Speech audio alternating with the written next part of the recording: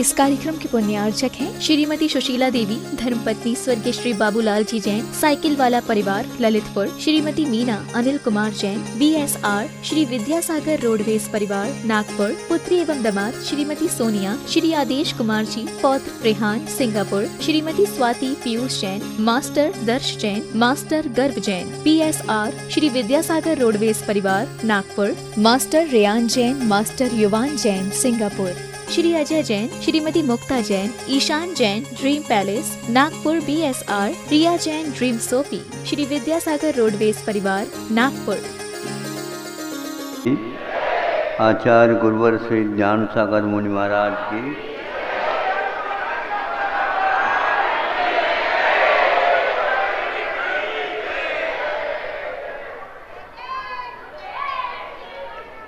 आप लोग प्रतिदिन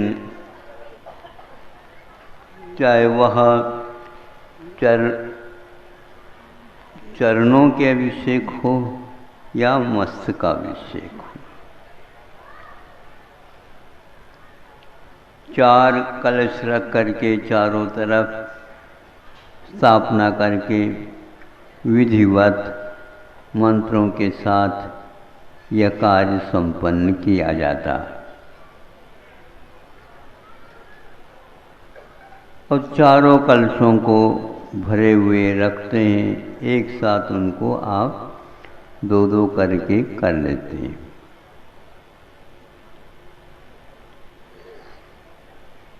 इस प्रकार आप लोगों का वह कार्यक्रम संपन्न हो जाता है। फिर इसके उपरांत क्रम आ जाता है शांति धारा का, है ना? हाँ, अब शांति धारा का क्रम तो आ जाता है बाद में, लेकिन शांति धारा के साथ एक विशेष बात जुड़ी हुई है, वह मैं आपके सामने लाना चाहता हूँ। यद्यपि आप लोगों को ज्ञात है, लेकिन इस दृष्टि से ज्ञात नहीं होगा तो हम ज्ञात कराना चाहते हैं। और यदि आपको ज्ञात है तो आपके साथी संगातियों के पास ये भेज देना, बता देना कि महाराज ने ऐसा बताया। वो क्या है? हाँ, तो सब लोग सावधान हो जाइए। मैं नहीं कर रहा हूँ, वहाँ पर मंत्र करना है इसलिए सावधान हो जाते हैं। फिर जो शांति धारा की बोली ली है उसके माध्यम से आप चालू करते हैं, ब्रह्मचारी जी या प्रतिष्ठाचार्य महोदय आदि। अब उसमें ये कह देते हैं कि भैया वो कलशी ले लो। कलशी कौन सी? जिसमें धार आ सके, धारी, हाँ, उसको ले लो। और ध्यान रखना, थोड़ा थोड़ा ही छोड़ना, एक बूंद गिर जाए बहुत हो गया।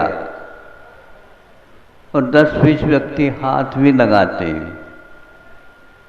अब देखो, उस कलशी की जो टूंटी है वो भी अलग ही शेप की है, आकृति की है। कैसी है? तो वह बंदर की पूंछ की भांति है। नहीं है? सही है ना? ऐसे क्यों कर रखा? पानी इधर से जाए, टूंटी में भीतर जाए, कितने भी आप यूं कर दो एकदम नहीं आएंगे। जब शांति पूरी चाहिए, तृप्ति होनी चाहिए, लेकिन शांति धारा में तो उल्टा काम हो रहा है। एक बूंद आ रहे हैं। यदि मान लो ज़्यादा भी बूंदे आ जाए तो थोड़े बहुत हाथ लगाया जाता है या थोड़े से उसको मुख ऊपर कर दिया जाता है ताकि वह धीरे धीरे आने लग जाता। हाँ, एक बूंद आ जाती है। ऐसा क्यों? इसके पीछे सिद्धांत है। पहले जो 4 कलशे है वो एक साथ ढोर देते हैं भगवान के ऊपर। कलशा जो शांति धारा की है उसमें कहा जा रहा है इसका सिद्धांत समझो। कमाते हैं हम बहुत कुछ, सुन रहे हो? सुन रहे हैं। अपनी मतलब की बात तो बहुत जल्दी सुन जाते हैं आप। कमाते हैं तो आप घड़ों से नहीं समझे, और दान देते हैं। हाँ, तो अब ऐसा क्यों? सिद्धांत है इसके पीछे। कमा ले किंतु उसका व्यय होगा, वह अपव्यय से बचे, ये इसका सिद्धांत है। बड़ी सावधानी की आवश्यकता है। बच्चों को कहा जाता है बच्चों कमाओ, तो खर्चा भी उसी प्रकार करो। नहीं, अमेरिका की गति हो जाएगी भारत में, क्योंकि ऐसा खर्च नहीं करना। इसलिए भारत में मंदी आने से पूर्व में सोचती है भारत में मैं प्रवेश करूं क्या नहीं करूं। ये समझे, यहाँ मंदी नहीं आने का यही कारण है। शांति धारा की कलसी आपके सामने हमेशा हमेशा बनी रहती है। पैसा डाला तो गया काफी, एक ही लोटे से डाल दिए, एक बार भर गई, लेकिन वह एक एक बूंद से ही निकले। अपव्यय एक प्रकार से महारोग है। अपव्यय दरिद्रता का कारण है। अपव्यय सबसे बड़ा पाप कराने वाला है। अपव्यय करेंगे तो कर्ज होने में देर नहीं लगेगा। अपव्यय करेंगे तो बाजार में जाने का भी हिम्मत, बोलो ना, जब लाइट लग जाते हैं रात में, फिर बाद में निकल जाए थोड़े बहुत, किंतु उसमें पहचान नहीं हो पाती। क्यों? इसलिए नहीं, बुलाने तो क्या करेंगे, देना तो पड़ेगा। इसलिए कि वह व्यक्ति खर्च से डरता है, क्योंकि खर्च होने में रौद्र ध्यान अधिक होते हैं। होते हैं क्या नहीं आप बताओ? कमाते हैं, डालते हैं गुप्त भंडार में, तो उस समय क्या होता? आनंद रहता। खर्च होने लग जाता, होने की बात सुनते ही ललाट में झुर्रियां आने लग जाती, ये तपने लग जाता है। एयर कंडीशन में भी बैठा रहो तो भी तप जाता है। सर्दी के दिन में लहर चल रही है फिर भी तप जाता है, और गर्मी के दिनों में भी ठंडक रहता है। ऐसे क्यों? रौद्र ध्यान के द्वारा निश्चित रूप से वह संयमी नहीं बन सकता। आर्द्र ध्यानी कथनचित मुनि महाराज भी हो तो भी आर्द्र ध्यान संभव है, किंतु रौद्र ध्यान हो गया तो मुनि महाराज का पद नीचे आएगा। भले ही दिगंबर रह जाएगा, लेकिन आरंभ और परिग्रह के साथ जुड़ जाता है तो वह रौद्र ध्यान का कारण बन जाता है। इसलिए अर्थ पुरुषार्थ करने वालों को इस रौद्र ध्यान से भी बचना चाहिए। यद्वा तद्वा खर्च नहीं करते, क्योंकि यद्वा तद्वा मार्ग से पैसा नहीं आता। आते समय भी बहुत संकीर्ण रास्ते से आता है। नहीं समझे कि जिसका वेतन मान लो 20,000 का है, एक दिन में थोड़े ही है, क्या मिलता है? 20,000 मिलता है। तो हमने सोचा एक दिन में 20,000 मिलता है। नहीं, एक महीने में। नहीं समझे? क्या होगा? उससे पहले ही खर्च हो जाता है, तो आ गया ने 20,000, उसी दिन खा ली। क्या होगा?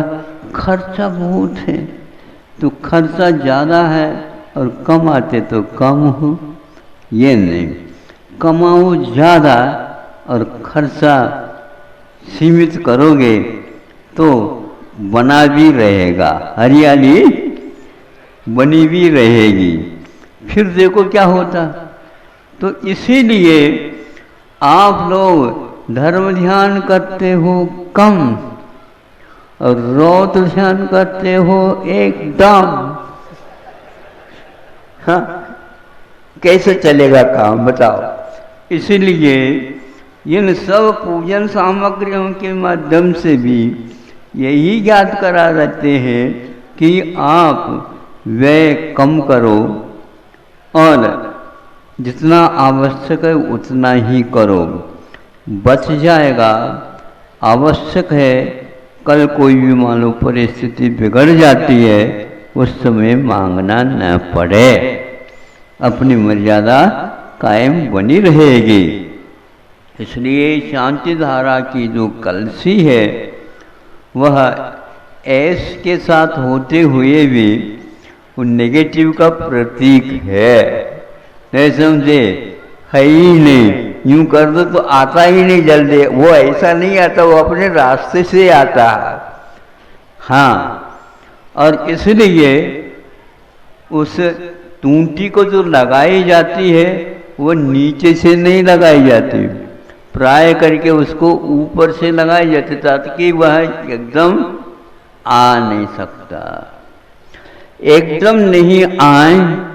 यह इसीलिए कर्म भी हमेशा हमेशा एकदम नहीं आते उदय में। नहीं समझे? वह बूंद बूंद करके ही आते हैं, तब भी पसीना आता है।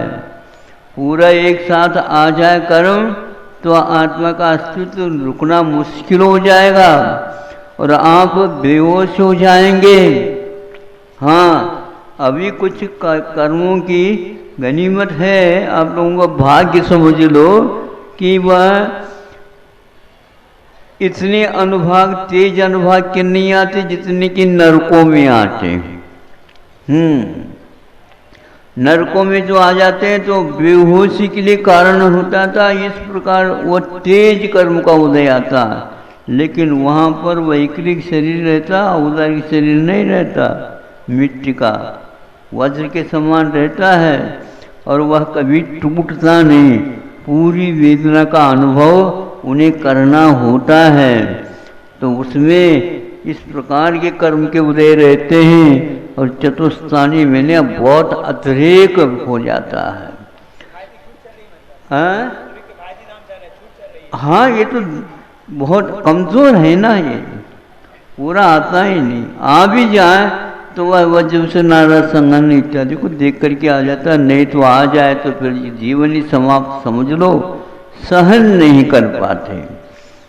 तो कर्मों के उदय को भी हम यदि कम करना चाहते हैं तेजी को, तो आप अपने परिणामों के माध्यम से परिग्रह परिणाम कम कम कम कम करते जाएंगे। उदय में भी आएगा, लेकिन वह उसका अनुभाग, उसका जो फल देने की क्षमता वो कमज़ोर होकर के आ जाए, तो आशाता के उदय में भी आप भगवान भजन कर सकोगे। भगवान भजन करने के लिए भी वह टूंटी की धारा कम हो और उसमें भी अनुभाग कम हो। बच्चों को दूध पिलाते हैं तो वह ज़्यादा गाढ़ा नहीं पिलाया जा सकता। उसमें यदि मान लो कमज़ोर है उसकी लीवर, तो उसको थोड़े से पानी डाल करके फिर कुनकुना करके दे देते ताकि वह पच जाता है। इसी प्रकार धर्म ध्यान के लिए योग्य भी आपको अपने विषय, अपने कषाय नियंत्रण में रख करके ज़्यादा तेजी के साथ नहीं बोल सकते। उसी प्रकार परिणामों को भी शांत रखते हुए कार्य करना चाहिए, जिसके द्वारा जो प्रशस्त प्रकृतियों का बंध होगा वह बहुत तेज होगा, और अप्रशस्त प्रकृतियों का कभी बंद होता भी है वो बहुत मंदा हो जाएगा, ताकि अपने जीवन में हमेशा हमेशा खुशहाली का ही वातावरण बना रहेगा। लेकिन थोड़ा सा पैसा ज़्यादा हो जाता है तो वातावरण आपके यहाँ मानसिकता ही क्षुब्ध हो जाती है, अनकंट्रोल, नियंत्रण से बाहर। भले कर्फ्यू लगी रहे, कोई बाधा नहीं है, अभी कर्फ्यू में ढील भी नहीं है, लेकिन ढील ढिलाई की ओर है, काम तो चल रहा है। 3-4 व्यक्ति मिल करके नहीं जा सकते, लेकिन हम जाने में कोई बाधा नहीं है, क्योंकि इतनी छूट तो सरकार को देनी ही पड़ती, नहीं तो ठप हो जाएगा उसका भी काम। इसी प्रकार यहाँ पर आप लोग आए हो, दुकान में भी जाओ तो इसी प्रकार का वातावरण वहाँ पर शांति धारा का बनी रहे तो दुकान बहुत अच्छी चलेगी, शांति के साथ चलेगी। आप शुद्ध कर लेना चाहते हो बाजार को तो फिर तो जीएसटी लग जाएगी, फिर करो, देखिए कैसे करते हो। धीरे धीरे अभ्यस्त हो जाते हैं, हो रहे क्या नहीं अभ्यस्त, हो रहे कि नहीं हो रहे। अब तो वह निकलने वाला तो है ही नहीं, तो हो ही जाएगा, धीरे धीरे होता है। 1-2 दिन लग जाते हैं, टोपी पहनने में गड़बड़ी होती है, फिर बाद में अपने आप चालू हो जाता है, अभ्यस्त हो जाता है। इसी प्रकार आचार्यों ने कहा थोड़े खर्चा कम करो, पंचेंद्र के विषयों का उपभोग जो होता है वह पाप बंद के साथ ही होता है, यह आप लोग हमेशा याद रखो। और धार्मिक अनुष्ठान जितने करते हैं उसके साथ साथ पाप बंद का नहीं किंतु पुण्य बंद का बंद होता रहता है। इसी प्रकार धर्म ध्यान भी यदि करना चाहते हैं उस समय अमंगलकारी घटनाएं नहीं घटती और शांति के साथ वह अनुष्ठान पूर्ण हो जाता है। धार्मिक अनुष्ठान हमेशा बनाए रखने के लिए अपने परिणामों को बिल्कुल व शांति धारा की टूटी की भांति शांति रखो। नॉमिनल जिसको बोलते काम हो रहे हैं, मुख्य कार्य तो अपना विधान है। इसी प्रकार मनुष्य जीवन में आप शांति के साथ रह करके धर्म ध्यान करना चाहते हो, हमेशा हमेशा शांति धारा की कलशी को अपने सामने ध्यान में दिमाग में बनाए रखो, ताकि यह मंत्र, मान लो मंत्र नहीं भी आता है तो चल जाएगा, ये यंत्र का काम करता है शांति धारा की कलशी। समझ में आ गए?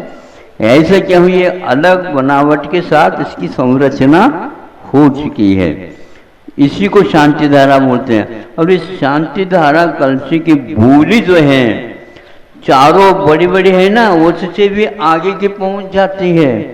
कभी कभी तो भूली बुलवाने वाले कितनी शांति धारा की कलशी बोलते पता भी नहीं, ये इधर से है, ये उधर से है, ये ऊपर से है और नीचे से, ये हाथ लगाने वाली है, ये वो लगाने वाली है, ऐसे कई बना करके सब लोगों की शांति द्वारा दिखाई जाती है। धार्मिक अनुष्ठान में भी ऐसा ही होता है। और बैठ कर ही शांति से सुन रहे हैं तो कई लोग कहते हैं देखो ये कि प्रतिदिन आते हैं, हाँ उल्लान नहीं करते हैं, ये बात अलग है। आहार की चर्चा के समय पर बात अलग होती है। अहिंसा परमो धर्म की, परमो धर्म की। आचार्य गुरुवर से कुंद कुंद भगवान की, आचार्य गुरुवर से ज्ञान सागर मुनि महाराज की।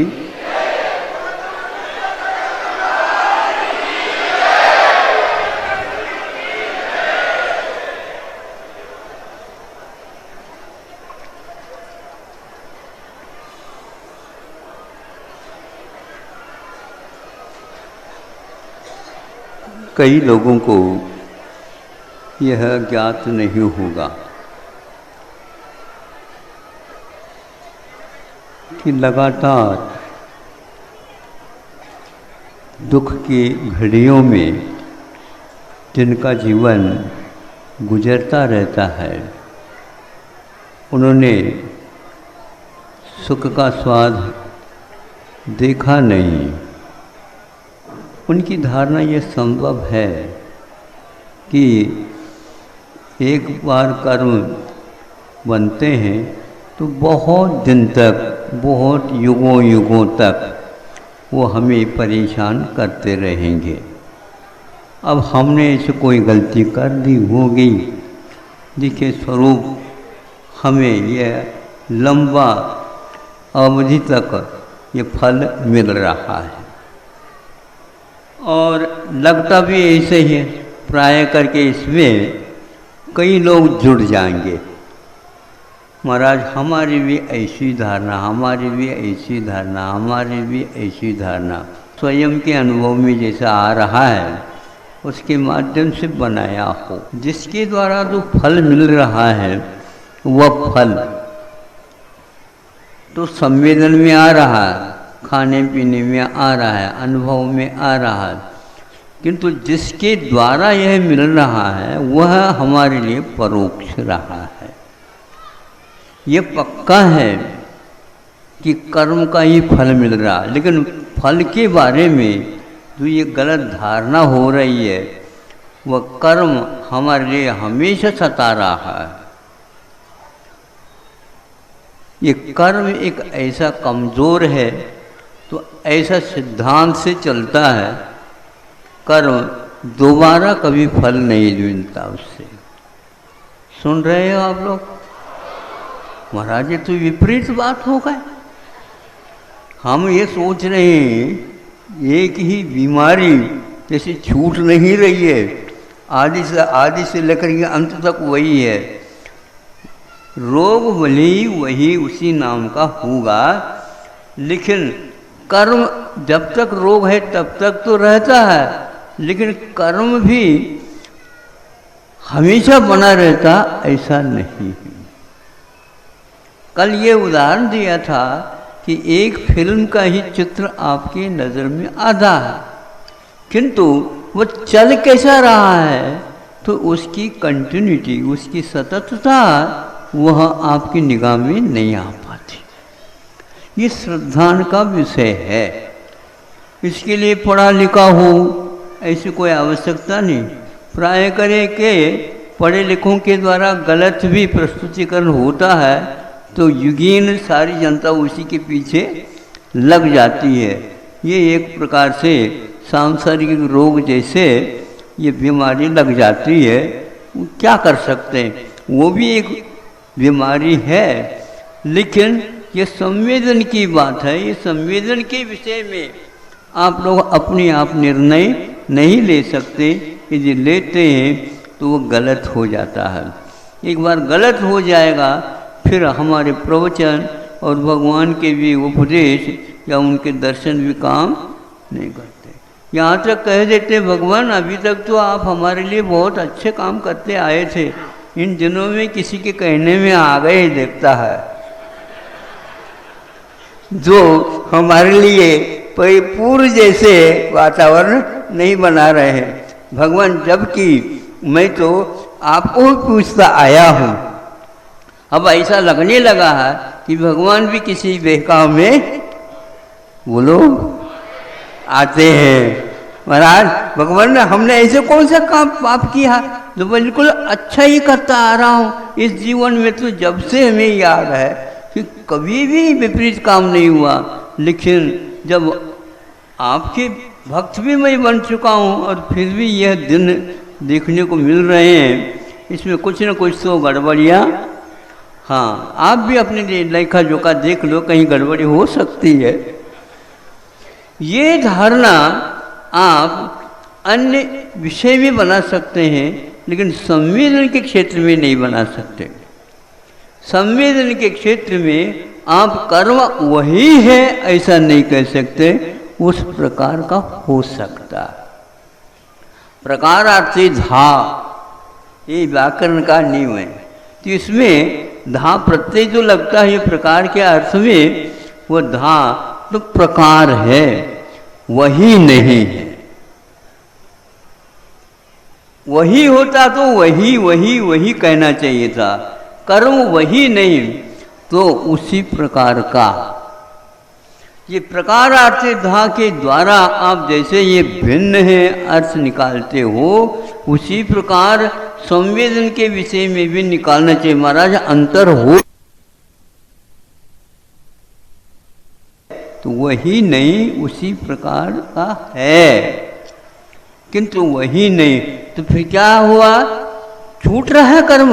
हाँ बिल्कुल, ऐसे कहीं ग्रंथ में तो लिखा नहीं और किसी के मुख से हमने सुना नहीं, किसी के मुख से सुना नहीं, ये फिर भी मैं मान सकता हूँ। आज तक आपने ऐसा अपने आप ही श्रद्धा या विश्वास बना लिया हो तो फिर भैया एक दो बार तो हमने देख लिया, तीसरा व्यक्ति भी ऐसा ही होगा, इसलिए आपने सुनना बंद कर दिया हो। कई बार ऐसा होता है, नहीं समझे, सुनते सुनते अपने संवेदन जो अच्छा लग रहा है वही क्या सुनना, सब अपने अपने भी देख लो। सब लोग सुनाने वाले बहुत संख्या में हैं, इसका अर्थ उसका भी वेतन बंधा हुआ है, पक्का है ये तो। जब वेतन से काम हो जाएगा फिर चेतन की क्या आवश्यकता है। लेकिन ध्यान रखो, वेतन का लोभ हो सकता है, चेतन के लोभ की कोई आवश्यकता नहीं। उसको तो विश्वास का ही पात्र बनाना चाहिए। महाराज ग्रंथों में भी क्या लिखा है क्या? हाँ लिखा, इसलिए मैं बताना चाह रहा हूँ। आप लोग अपने आप ही निर्णय लेकर के जो कार्य करना प्रारंभ करते हो ये बिल्कुल गलत है। मोक्ष मार्ग में तो बिल्कुल ही गलत है। पहले गुरु उपदेशात कहा था, फिर बाद में अभ्यास चलता है। अभ्यास के लिए गुरु उपदेश पहले मिलना आवश्यक है, लेकिन गुरु उपदेश के बाद हम उसके अभ्यास को गलत धारणा के साथ करेंगे तो वो गुरु उपदेश नहीं माना जाएगा, ये ध्यान रखना। यहाँ भूल हो जाती है। वो जैसे कहा, जिस टोन में कहा, जब कहा, उसी के अनुसार उसी रूप में उसको स्वीकार कर लेना चाहिए। आपकी धारणा आपकी होती है, लेकिन निराधार नहीं होना चाहिए, ये मेरा कहने का तात्पर्य। आप ये बता रहे थे ना, कौन से ग्रंथ में है जो कर्म एक ही बार फल देता? हाँ बिल्कुल, पक्का हो जाओ। सुन रहे हैं महाराज? ये तो हम समझ में नहीं आ रहे, लिखा तो होगा। जैसे हमने धारणा बना ली उसी प्रकार उन्होंने भी धारणा बना ली होगी। नहीं, उन्होंने धारणा नहीं बनाई, उन्होंने सर्वप्रथम उसको अवधारित किया, धारण किया है। किससे? प्रभु से अथवा गुरुओं से। बताओ महाराज, फिर हम भी ऐसे बना ले। देखो उत्साह के साथ बैठ जाओ पहले। हाँ, पहले के धारणाओं को निर्मूल करना चाहते हो तो उस धारणा के लिए थोड़ा सा आप अब ज़्यादा कलेवा मत दो। कलेवा समझते हो? हाँ, तो अब उसको ज़्यादा कलेवा मत दो, थोड़े उपवास वगैरह करवाओ। जो धारणा की है उसके उपरांत पारना चाहिए, एकदम पारना नहीं कराई जाती है। एक आध उपवास तो कर लो। कर लेंगे महाराज। सुनो, पेड़ है आपके आंगन में है, पेड़ में फल लगे हैं, आम के फल लगे हैं, और आप प्रतिदिन आंगन में बैठ करके देख रहे हैं, ये कुछ समय के उपरांत फल हमें मिलने वाले हैं, लेकिन अभी तोड़ने योग्य नहीं है। एक एक बात अच्छे ढंग से ध्यान से सुन लेना, फिर बाद में कहोगे कि महाराज आपने ऐसा ही कहा था। ऐसा नहीं कहा था, आपने ऐसा सुन दिया होगा, ऐसा हमने नहीं कहा था। जो कहा है वही तो सुनना, ऐसा नहीं। सुनने के उपरांत वो बदल देते हैं अपने मन के मुताबिक। हाँ, ऐसा नहीं करना है। कर भी दोगे तो हमारे लिए उसकी कोई हानि नहीं होगी, आपको ही हानि होगी। आपको अपने हानि से बचाना चाहता हूँ, ये हमारा अभिप्राय है। अब आपकी कृपा यदि आपके ऊपर स्वयं के ऊपर नहीं हो तो क्या करेंगे? ये लोग कहते हैं, देखो भैया आपके लिए मैं बहुत आग्रह के साथ कह रहा हूँ, नहीं समझे, आप कृपा करिए, आप कष्ट करिए, आपको कष्ट होगा, लेकिन हमारी बात सुन लीजिए। कह रहे हैं आप, मैं अब यहाँ तक कहते वो, मैं तो आपको हाथ जोड़ करके कहता हूँ। वो कोई कहता है भैया हमें क्यों हाथ जोड़ रहे, भगवान को जोड़ दो ना, कुछ मिलेगा। मतलब ये है कि वो आपके लिए हाथ नहीं जोड़ रहे हैं, ये हाथ जोड़ने का अर्थ है अति हो गई है आपकी। अब समझ में आ गई? मैं गुस्सा में कह रहा हूं। तो ऐसे हमारे भगवान गुस्सा नहीं करते, और न ही उनके द्वारा बताए हुआ कर्म ही गुस्सा आपके लिए करता। गुस्सा कर्म तो है, लेकिन वह बार बार नहीं करता, उसका एक नियम है, नहीं समझे? एक नियम है कर्म का कि मैं दोबारा फल नहीं देऊंगा। और आप कह रहे हैं वही कर्म मेरे पीछे लगा हुआ, कोई पीछे नहीं लगता, नहीं समझे? छाया तो लगती है, हर एक शरीर की छाया पड़ती हुआ ऐसी नहीं है। साधना कर लो भगवान के समान, भगवान की छाया बोलो एक अच्छे में है ये।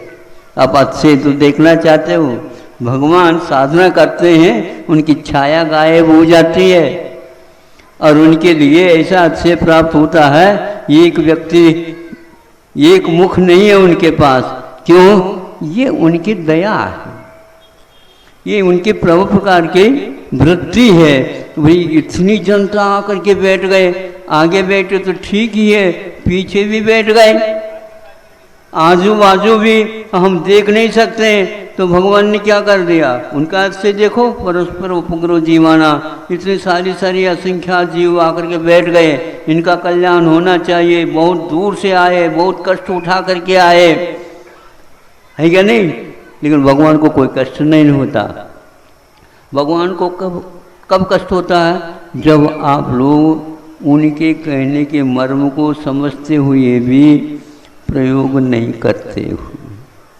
हाँ, प्रयोग नहीं करने से, उपयोग से तो सुन लिया, लेकिन उपयोग नहीं किया, प्रयोग नहीं किया, और एक बार दो एक कदम चल गया, समोसा मिल जाएगा, पुनः सुन लेंगे।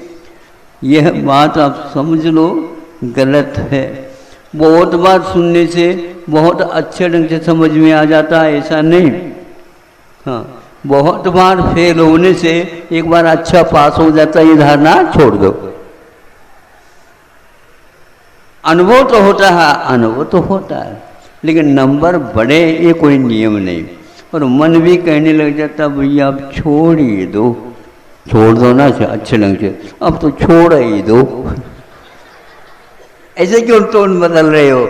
जो कुछ भी करना है पक्का करो। तो ये की बार होता, हाँ ये की बार देखो, आम दाल के ऊपर समय के अनुसार पक करके नीचे गिर गया, मुझे क्या करे, ये सब टपक जाएंगे, मुझे खाना है और एक दिन में इतना खा नहीं पाऊंगा, ऐसा कर लिया। उसने वो शाम को ले लिया, पुनः जहाँ से वो गिरा था, टूटा था, उसको ला करके जुड़ाना प्रारंभ कर दिया। वो जुड़ा नहीं। गोंद से भले ही उसको चिपका सकते हो, लेकिन फिर भी एक बार उसने अपने वृक्ष को और डाल को छोड़ दिया। अब छोड़ दिया, उसका मुख मुड़ गया। अब वह किसी प्रकार से लग नहीं सकता। पुनः न विंटे फलम याद। यह एक प्रकार से निर्जराधिकारी समय सार में तो है ही। हाँ, पक्के फलम में पड़ी रे। पक्क जो फल है वह जब गिर जाता है तो पुनः वह आश्रव को प्राप्त नहीं होता। यह श्रद्धान समय सार है। यही श्रद्धान हमारे काम में आने वाला है। एक बार फल मिला, पुनः वह फल उस डंठल से कभी भी लग नहीं सकता। दोबारा जब दूसरा फल फूल आएंगे तो वह फल फलेगा, वह दूसरा, वह उसका काल और इसका काल भिन्न है। यही यदि श्रद्धान किसको कहा जा रहा है? श्रवणों को कहा जा रहा है। सुनने वालों के श्रद्धान को मजबूत कराया जा रहा है। हम इस सिद्धांत से जब स्खलित होते हैं अथवा इसमें कमजोरी आती है तो हम दुनियादारी की बातें करने लग जाता हूँ। उसने कर दिया, उसने कर दिया, उसने कर लिया, कर्म कुर्म कुछ है ही नहीं, सभी वही कर रहा है जो ऊपर बैठा है। तो हम ये कहना चाहते हे भगवान बहुत हो गया, अब तो वो ऊपर उठा दे। तो ऊपर उठा दे का मतलब भेजा होगा नीचे। हाँ, जो सारी बातें आ गई हैं सब, ये सब स्वसंवेदित हैं, यानी अपने आप की लेखनी से लिखी हुई हैं। सोचते हैं कई लोग कि भैया लेखनी अच्छी ले आओ कंपनी के, अपनी आप ही लिख दूंगा मैं, बहुत अच्छा लिख दूंगा। क्या लिखोगे? लेखनी लिखने में साधन तो बन जाए, लेकिन दिमाग चले तब। दिमाग में क्या चलता है? हाँ, लेखनी दिमाग में पहले चलती, फिर बाद में बाहर में लिखा जाता। चिंतन के बिना लिखा नहीं जाता। उसी प्रकार यह कर्म के बारे में जब तक हम विश्वास नहीं करेंगे, ये पक्का है हमें कर्म का फल जो निरंतर मिल रहा है वह एक ही है, ऐसी धारणा हमारी बनी हुई है। इसको छोड़ना अनिवार्य है। ये एक उदाहरण समय सार में दिया गया है। देखो समय सार कितना सरल है, लेकिन विश्वास इतना सरल नहीं। समझाते समझाते हुए दूसरे को तो समझाने लग जाओगे आप समझते हुए, लेकिन समझ का प्रयोग नहीं करना, ये समय सार को पढ़ना और नहीं पढ़ना बराबर है। एक ही है। यही कि कह दो ना, बोले एक तो नहीं कह सकते, लेकिन अर्थ की अपेक्षा से एक ही है। इसलिए ये जो प्रयोग करना था वो नहीं किया तो उसका संवेदन भी नहीं हुआ। उसको समझ में आ गया, अरे एक बार वह फल गया, दोबारा नहीं फल सकता। दोबारा दूसरा ही उस डंठल पर लगेगा, फिर वह फलेगा। ये फलों की निरंतरता बहुत हो सकती है, क्योंकि कर्म निश्चय के एक समय में जो फल देते हैं, दूसरे समय में दूसरे आते हैं, पुराना नहीं रहता, पक्का है ये। और उससे तेज भी आ सकता, उसके बराबर फल सुख दुख देने वाला भी आ सकता है, उससे कम भी आ सकता, लेकिन वही नहीं होता। सोयम ऐसा नहीं कह सकते, प्रकारार्थ से धा उसी प्रकार का है, लेकिन वही नहीं है। भगवान को हमने देखा था, नहीं, भगवान पुनः वापस नहीं आते, दूसरे को देखा होगा। ऐसा ही समोचरण था, हाँ ऐसा ही समोचरण बाद में भी लगेगा। महावीर जैसे तीर्थंकर अनंत हो चुके हैं, आगे अनंत भी होंगे, उसमें संभव है आप भी होंगे। ये धारणा की बात है। उन्होंने तो कहा नहीं कि ये तुम हो नहीं सकते। भविष्य में अनंत तीर्थंकर होंगे, जो अतीत में हुए हैं उससे ज़्यादा अनंत है वो संख्या, ये भी कहा। उसी नाम के होंगे, महावीर के नाम से अनंत तीर्थंकर बनेंगे, क्योंकि शब्द सीमित है, शब्द संख्यात है, और व्यक्ति होंगे अनंत। शब्द कहाँ से लाए जाए?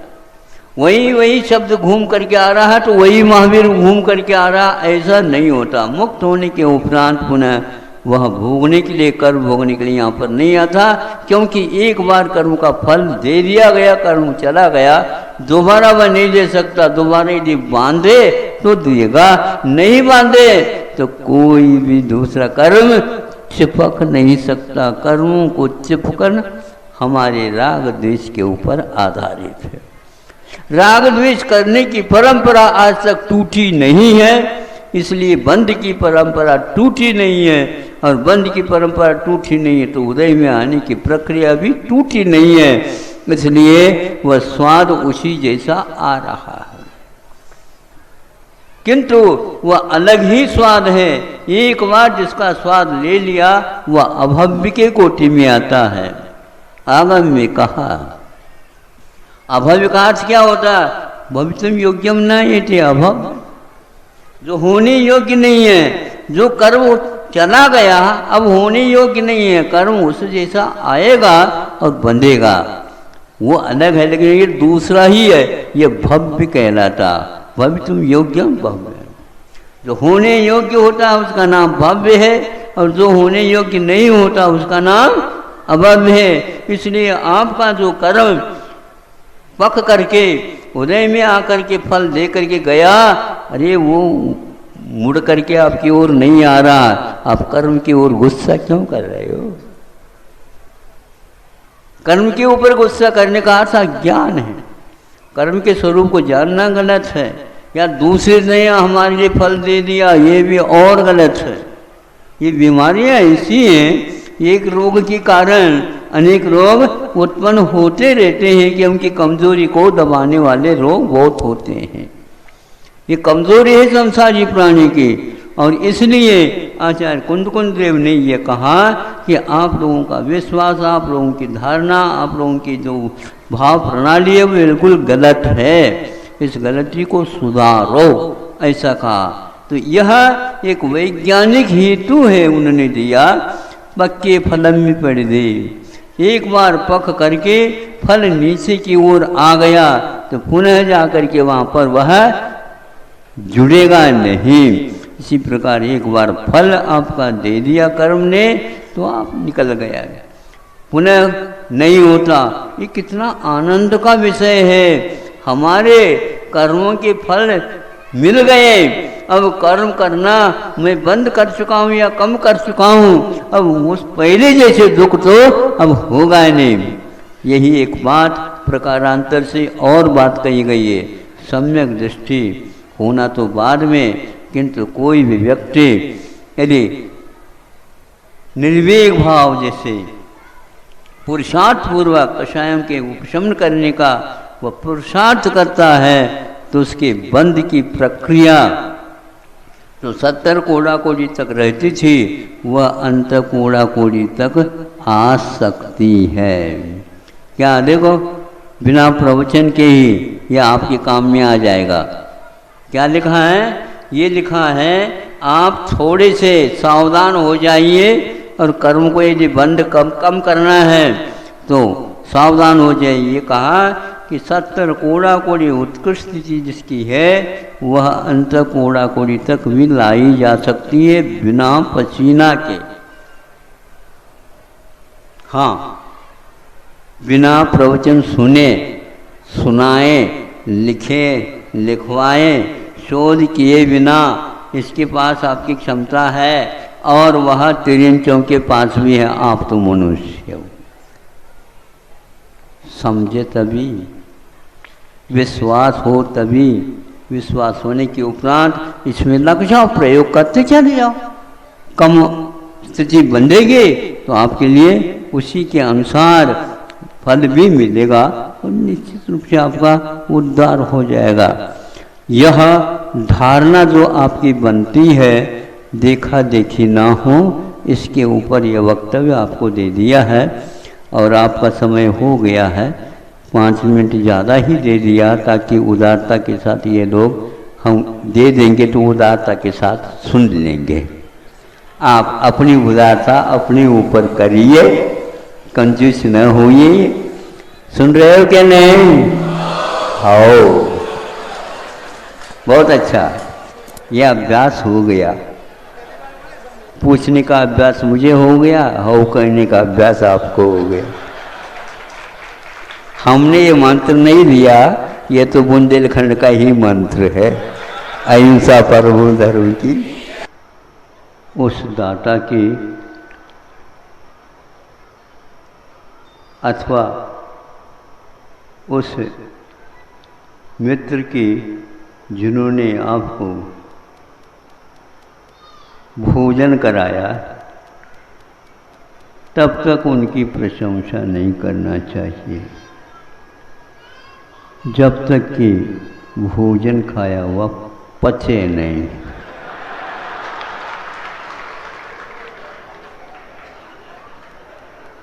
नहीं तो अधूरा काम हो जाएगा। उस नारी की प्रशंसा तब तक न करे, पतिव्रता है, जब तक कि वह वृद्धा न होती हो। उस राजा की प्रशंसा तब तक न करे जब तक कि वह विजयश्री को प्राप्त नहीं होता है। ये तो हो गई लौकिक पद्धति की बात, जिसके माध्यम से उस साधु की तब तक प्रशंसा न करे जब तक वह पार न हो। अभी हम बीच में हैं, इसलिए इसको ध्यान में हमेशा रखें ताकि जो पार गए हैं उनको हम याद कर सकें। पार जो हुए हैं उनको याद करने से ही मन का जो कुछ भी मनमानापन है वो सब शांत हो जाता है, क्योंकि वीतरागी को, पंच परमेष्टि को ध्यान में रखेंगे, मन शांत रहता है। फिर भी वह मचलता ही रहता है, फिर भी उसका औषध पान करना होता है। होता जो कुछ भी है वह पंच परमेष्टि की स्मृति से ही होना चाहिए और होता है। अनंतकालीन संस्कार लेकर के हम बैठे और हम एकदम पार की ही बात करने लग जाए। पहले धार की भी तो पार करो। धार की भी बात करेंगे तो संभव है कुछ पार की भी बात करो।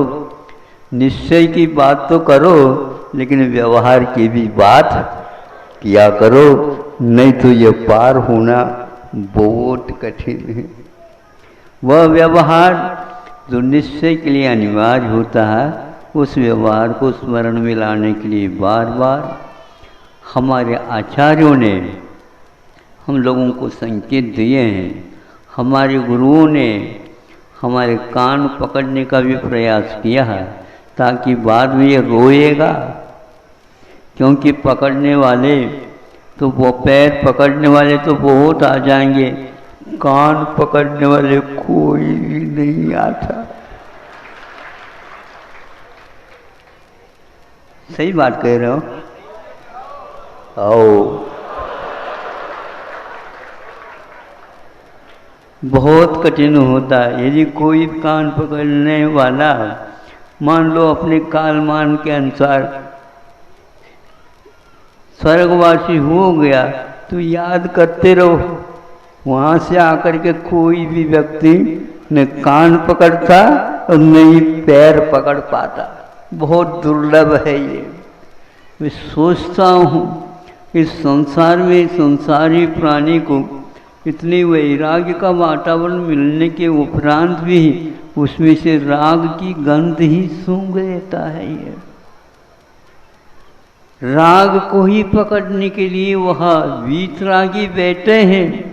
फिर भी देखो ये कितने सुंदर है, मतलब काया की ओर तो देख रहा है, किंतु काया के भीतर जो रहने वाला कायस्थ है, नहीं समझे, वह नहीं रत्नत्रय से विभूषित है, वह देख नहीं पा रहा है। इन आँखों से वह नहीं दिखता। भीतरी आंखें खुल गई हों तो बाहर से कहता है ये वीतरागी है। भीतर यदि अंधेरा है बंधु, बाहर से कितने भी आप व्यवस्था करो प्रकाश की, तक आपकी स्तुति करता हुआ आया है, जाप देता हुआ आया है, और बहुत पुण्य के कारण ये सब कुछ हुआ है। जीवन के आदि से लेकर के अभी तक मैंने इसके माध्यम से जो कुछ भी किया पाया, मुझे उससे और कोई मतलब चाहिए नहीं। अंत में अंतिम कंठ जब तक बोल रहा है तब तक आपका मन, आपका जो नाम है वह उच्चरित होता चला जाए, मेरा कंठ कुंठित न हो, यह भावना रखते हैं। स्वप्न सारे के सारे साकार नहीं हुआ करते हैं, विकृति के भी कुछ स्वप्न हुआ करते हैं जो रात दिन हम लोगों को परेशानी करते रहते। इसलिए आप समझो कितनी भी भक्ति करो, लेकिन साक्षात दर्शन बहुत कम होता है तो वह आसन्न भव्य होगा, इसमें कोई संदेह नहीं होता। क्योंकि दिन में जब हम उनके ऊपर एकाग्रता के साथ सोच रहे नहीं एकाग्रता बनती है, रात में कहाँ से आएगी? हाँ, वह अर्ध निशा की सन्ना था, बस अपने अपने चारा के लिए घूमते रहते हैं, क्योंकि दिन में उनको डर रहता है। पंचेंद्र के विषय एकांत को लेकर के और याद आते हैं, और दिन में तो उसी में लगे रहते हैं। संसार के तो ये हाल है, बहुत दुर्लभ है कि हम पंच परमेष्टि के साथ आत्मसात होकर के उनके गुणानुवाद करते हैं अथवा उनके ऊपर हमारा ध्यान लगता है। भगवान जो कुछ भी है वो यही है, और इसमें हमारे शेष समय क्षण इसी में निकले, और अंतिम जो श्वासोच्छ्वास है उस समय में भी कंठ में से जुआ हिलती रहे। नवोरंतानम, यह हम बोलते बोलते चले जाएं। कहाँ जाना है? जाना नहीं, प्राणों का जाना है, और हमारा जो शेष है उसकी भूमिका का निर्वाह इसी के ऊपर आधारित है। अंतिम बात यह है कि जो अंत तक जप करके चले गए हैं उनका स्मरण होना, एक स्थान पर लिखा श्रुत केवली कल्पोपी, श्रुत केवली के समान भी कोई भी है या श्रुत केवली भी है, अंत समय में पंच परमेष्टि का स्मरण उनके लिए भी दुर्लभ होता है, ऐसा वो तात्पर्य है। ऐसे बहुत ही आराधना में तो संलेखना की उपासना करने वाले शपथ के लिए संबोधित किया जा रहा है। कितना दुर्लभ होगा आप ही समझ लो। पूरी कमाई लगा दो तो भी कह देते हैं उतनी कमाई से वह चीज नहीं मिलने वाली है।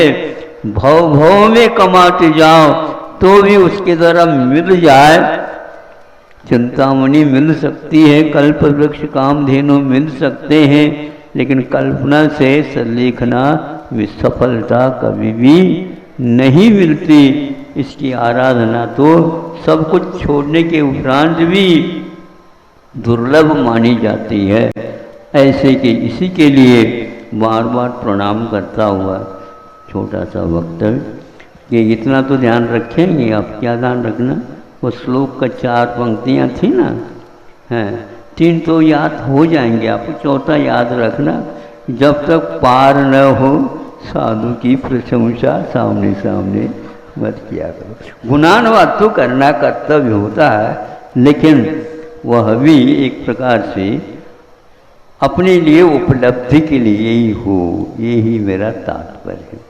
अहिंसा परमो धर्म।